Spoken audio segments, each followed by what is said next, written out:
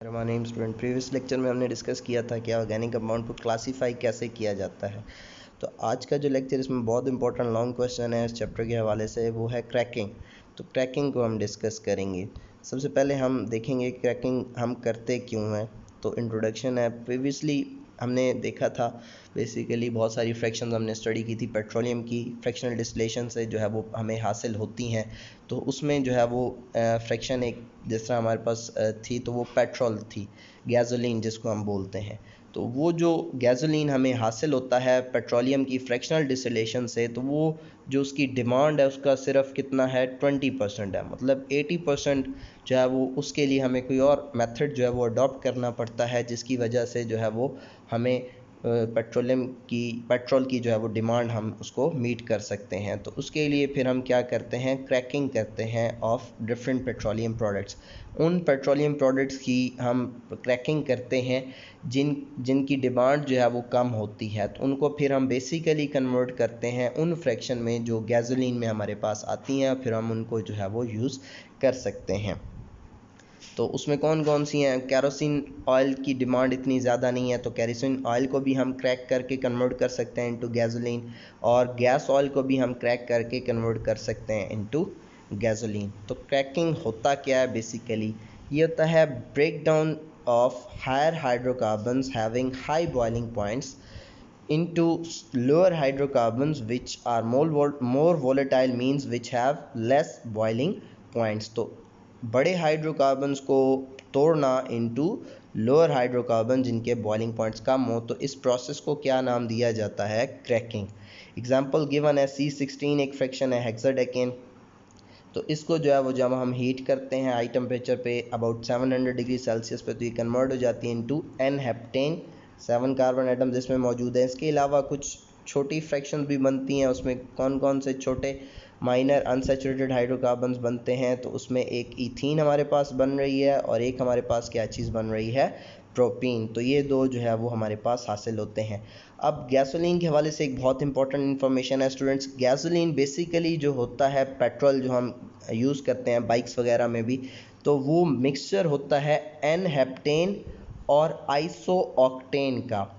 Iso octane basically octane जो है वो ब्रांच्ड फॉर्म में, अगर जो है वो 8 कार्बन एटम ब्रांच्ड फॉर्म में अटैच हो, आप समझाऊंगा आइसो कहाँ से आया नाम, तो उसको हम आइसो ऑक्टेन कहते हैं। तो 8 कार्बन वाली एक फ्रैक्शन होती है, आप इसको यूँ समझ लें, और 7 कार्बन वाली एक फ्रैक्शन होती है। ये जो 7 कार्बन वाली है ये स्ट्रेट चेन में होती है, और जो 8 कार्बन वाली आइसो ऑक्टेन है वो ब्रांच चेन में होती है। ब्रांच चेन में बेसिकली आइसो जब आता है तो वो सेकेंड लास्ट कार्बन पे एक जो है वो कार्बन एटम पे एक कार्बन एटम ब्रांच में अटैच होना चाहिए, तो उसको हम आइसो ऑक्टेन कहते हैं। तो आइसो ऑक्टेन और एन हेप्टेन का मिक्सचर होता है गैसोलीन। तो एन हेप्टेन हम क्रैकिंग से हासिल करते हैं C16 की। इसमें जब पेट्रोल के अंदर या गैसोलीन के अंदर जितनी आइसो ऑक्टेन की परसेंटेज जितनी ज़्यादा होती है, तो वो हाई क्वालिटी फ्यूल होता है। जिस तरह आपने देखा होगा पेट्रोल पंप्स के ऊपर लिखा होता है हाई ऑक्टेन, तो बेसिकली उस पेट्रोल के अंदर, उस फ्यूल के अंदर जो है वो ऑक्टेन की परसेंटेज जो है वो ज़्यादा होती है। तो जिस फ्यूल के अंदर ऑक्टेन की परसेंटेज ज़्यादा हो, तो उसकी एफिशिएंसी जो है वो फ्यूल की ज़्यादा होती है। क्रैकिंग की 3 मेजर टाइप्स हैं। इसमें सबसे पहले थर्मल क्रैकिंग आ जाती है, सेकेंडली कैटालिटिक क्रैकिंग है, और फिर उसके बाद जो है वो हमारे पास स्टीम क्रैकिंग आ जाती है। वन बाय वन इनको डिस्कस करेंगे। सबसे पहले थर्मल क्रैकिंग की तरफ आते हैं। तो थर्मल बेसिकली नाम से ज़ाहिर है हीट करने से। Break down of large hydrocarbon या large molecule by heating at high temperature and high pressure into smaller hydrocarbons is called thermal cracking.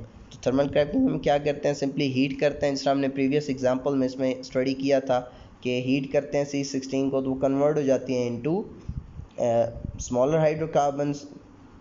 बड़ी जो है वो फ्रैक्शन C16 C7 में कन्वर्ट हो गई है, तो स्मॉलर हाइड्रोकार्बन्स में जो है वो कन्वर्ट हो जाता है हीट करने से। 700 से 900 राउंड अबाउट जो है वो टेम्परेचर रखते हैं। और इसमें जो है वो इसमें कुछ इंपॉर्टेंट अनसैचुरेटेड हाइड्रोकार्बन हमने देखा था ना, इसमें इथीन और प्रोपीन भी बन रहे थे। तो ये भी बहुत इंपॉर्टेंट हाइड्रोकार्बन्स हैं। इनका इंडस्ट्रीज में भी बहुत ज़्यादा यूज़ है। बहुत सारे डिफरेंट यूजेस हैं, आगे जाके हम स्टडी करेंगे इथीन के, प्रोपीन के। तो ये यूज़ हो सकते हैं। एक तो हमें एन हेप्टेन भी मिल रहा है जो हम गैसोलीन में यूज़ कर सकते हैं पेट्रोल के तौर पे। उसके अलावा कुछ इंपॉर्टेंट फ्रैक्शंस भी हमें हासिल हो रही हैं, प्रोपीन और इथीन। तो ये थर्मल क्रैकिंग हो गई। इसके बाद हमारे पास आती है कैटालिटिक कैटेलिटिक क्रैकिंग, नाम से ही जाहिर है कैटलिस्ट। कैटलिस्ट क्या होता है आपने प्रीवियसली भी स्टडी किया होगा। कैटलिस्ट बेसिकली क्या करता है, वो सब्सटेंस होता है जो रिएक्शन के रेट को क्या कर सकता है, ऑल्टर कर सकता है, चेंज कर सकता है। कैटलिस्ट हम बेसिकली यूज़ करते हैं इंडस्ट्रीज़ में रिएक्शंस के रेट को इन्हेंस करने के लिए, उसको बढ़ाने के लिए कि रिएक्शन जो हमारे पास जल्दी हो जाए।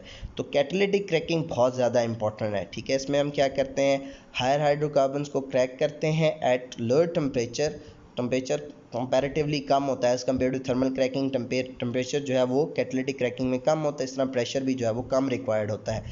और उसकी जगह हम इस टेम्परेचर और प्रेशर को कम करके उसकी डिमांड को मीट करने के लिए हम क्या चीज़ ले लेते हैं, सिलिका और एल्यूमिना कैटलिस्ट के तौर पे यूज़ करते हैं। सिलिका बेसिकली सैंड हमारे पास होती है जो हम SiO2, और एल्यूमिना जो है वो हमारे पास एल्यूमिनियम Al2O3 जो है वो हमारे पास होता है। तो इन दोनों का मिक्सचर जो है वो हम यूज़ करते हैं एज कैटलिस्ट, सॉलिड स्टेट में होते हैं। तो क्रैकिंग जो है वो इसकी मदद से जो हमें गैसोलीन मिलती है कैटेलिटिक क्रैकिंग से, तो वो उसका ऑक्टेन नंबर जो है वो ज़्यादा होता है, ज़्यादा जो है वो ब्रांच्ड हमें जो है वो बेसिकली मिलती है ऑक्टेन, जिसमें जितना ज़्यादा ब्रांच्ड होता है तो बताया है कि उसकी जो है वो एफिशिएंसी उतनी ज़्यादा होती है। ऑक्टेन नंबर बेसिकली जो है वो पेट्रोल की एफिशिएंसी को बताता है, गैसोलीन की एफिशिएंसी को बताता है। जितना आइस ऑक्टेन की परसेंटेज ज़्यादा होगी तो उतना है जो है वो एफिशिएंसी फ्यूल की ज़्यादा होगी। तो कैटेलिटिक क्रैकिंग से हमें जो है वो हाई क्वालिटी का, हाई ऑक्टेन नंबर का फ्यूल जो है वो मिलता है। तो बहुत इंपॉर्टेंट, अगर अच्छी क्वालिटी का, हम बेटर क्वालिटी का गैसोलीन बनाना चाहते हैं तो उसके लिए हम क्या करते हैं, कैटेलिटिक क्रैकिंग करते हैं। लास्ट जो टाइप है वो है हमारे पास स्ट्रीम क्रैकिंग। स्ट्रीम नाम से ही जाहिर है हम इसमें स्ट्रीम यूज़ करते हैं, ठीक है, वेपर स्टेट में जो है वो हम यूज़ करते हैं। तो इस प्रोसेस में क्या कहते हैं, this process higher hydrocarbon in the vapour phase are mixed with steam. जो हमारे पास हायर हाइड्रोकार्बन होते हैं उनको हम वेपराइज करते हैं, फिर उसको स्टीम के साथ मिक्स करते हैं और उसको हीट करते हैं एट 900 डिग्री सेल्सियस, और फिर उनको रैपिडली कूल किया जाता है। रैपिडली मीन्स बहुत जल्दी जल्दी जो है उसको ठंडा किया जाता है। तो इससे क्या होता है कि वो टूटते हैं हायर हाइड्रोकार्बन और वो स्मॉलर हाइड्रोकार्बन में कन्वर्ट हो जाते हैं। इस प्रोसेस से हमें लोअर अनसैचुरेटेड हाइड्रोकार्बन्स मिलते हैं। मतलब जिस तरह हमने प्रीवियसली पढ़ा था ना कि ईथीन, प्रोपीन वगैरह, तो ये अनसैचुरेटेड है। अनसैचुरेटेड वो होते हैं जिनमें पहले भी हमने डिस्कस किया था डबल या ट्रिपल बॉन्ड आ जाते हैं। तो लोअर अनसैचुरेटेड हाइड्रोकार्बन्स हमें स्टीम क्रैकिंग से जो है वो हासिल होते हैं। तो ये 3 टाइप्स थी क्रैकिंग की, थर्मल क्रैकिंग, कैटेलिटिक क्रैकिंग और स्टीम क्रैकिंग। यूजेस जो है वो, एक तो हमारे पास हमने पढ़ा था कि गैसोलीन की यील्ड हम बढ़ा सकते हैं। जिस तरह हम कैटेलिटिक क्रैकिंग करते हैं तो हाई क्वालिटी का, हाई गैसोलीन ऑक्टेन नंबर का गैसोलीन जो है वो हमें मिलता है। इसके अलावा जो छोटी छोटी फ्रैक्शन मिलती हैं, ईथीन, प्रोपीन वगैरह, या कुछ एरोमेटिक जो है वो हमारे पास आ जाती है, बेंजीन वगैरह, तो इन प्रोडक्ट्स के भी आगे फर्दर मैंने बताया था बहुत सारे यूजेस हैं, तो इनको जो है वो हम यूज़ कर सकते हैं। इसके अलावा ये किसके लिए यूज़ होते हैं, तो प्लास्टिक्स वगैरह बनाने के काम आ सकते हैं, डिटर्जेंट, सिंथेटिक फाइबर्स बनाते हैं, वीड किलर्स, इसके अलावा फर्टिलाइजर्स बनाने का काम भी करते हैं। इसके अलावा एथेनॉल, फिनॉल, एसीटोन, बहुत सारे डिफरेंट केमिकल्स हैं इंपॉर्टेंट केमिकल इंडस्ट्री में जो इन कंपाउंड से हम यील्ड कर सकते हैं। तो ये भी एक इम्पॉर्टेंट यूज़ है कैटेलिटिक क्रैकिंग का। इसमें अब नेक्स्ट हमारे पास जो टॉपिक है वो है रिफॉर्मिंग। रिफॉर्मिंग में हम क्या करते हैं, तो इसमें बेसिकली ये जो प्रोसेस है रिफॉर्मिंग, ये इसमें हम जो है वो फ्यूल की क्वालिटी को इन्हेंस करते हैं। अभी मैंने जिक्र किया था टर्म का ऑक्टेन नंबर। तो ऑक्टेन नंबर बेसिकली क्या होता है ये मैं पहले आपको समझाता हूँ। बेसिकली जो हम फ्यूल लेते हैं, जो गैसोलीन लेते हैं, उसको हम कंपेयर करते हैं। 2 चीज़ें मैंने बताई थी जो फ्रैक्शंस होती हैं फ्यूल की। एक हमारे पास होती है गैसोलीन में एन हेप्टेन होती है, 7 कार्बन एटम वाला स्ट्रेट चेन कंपाउंड, और एक हमारे पास क्या चीज़ होती है, आइसो ऑक्टेन होता है। इन 2 चीज़ों का मिक्सचर होता है गैसोलीन। तो गैसोलीन में जितनी परसेंटेज आइसो ऑक्टेन की ज़्यादा होती है उतनी जो है वो हमारे पास फ्यूल की एफिशिएंसी ज़्यादा होती है।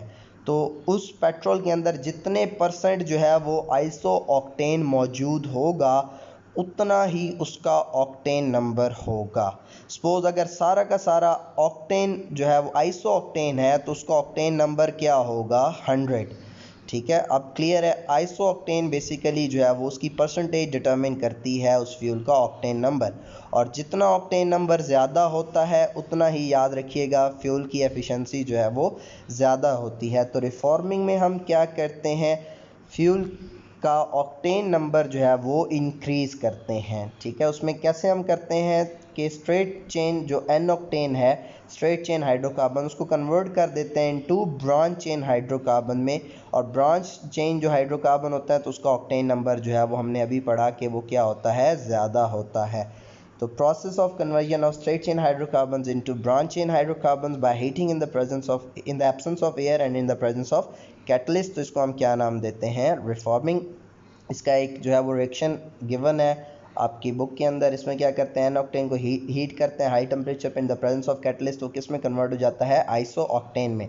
इसका जो आईयूपैक नेम है वो क्या बनेगा, दो बेसिकली नंबरिंग हम वहाँ से स्टार्ट करते हैं जहाँ से जो सब्सटेंट है उनको स्मॉलेस्ट पॉसिबल नंबर मिले। तो यहाँ से जब हम नंबरिंग स्टार्ट करते हैं जिसमें दो सब्सटेंट मिथाइल ग्रुप्स यहाँ पे अटैच हैं और एक मिथाइल ग्रुप यहाँ पे अटैच, तो ये सेकंड कार्बन है, तो 2 पे दो जो है वो मिथाइल ग्रुप अटैच हैं, और फोर्थ पे एक, तो 2 2 4 तीन मिथाइल ग्रुप हैं, तो ट्राई मिथाइल, और 5 कार्बन एटम स्ट्रेट चेन में मौजूद हैं तो ट्राई मिथाइल पेंटेन।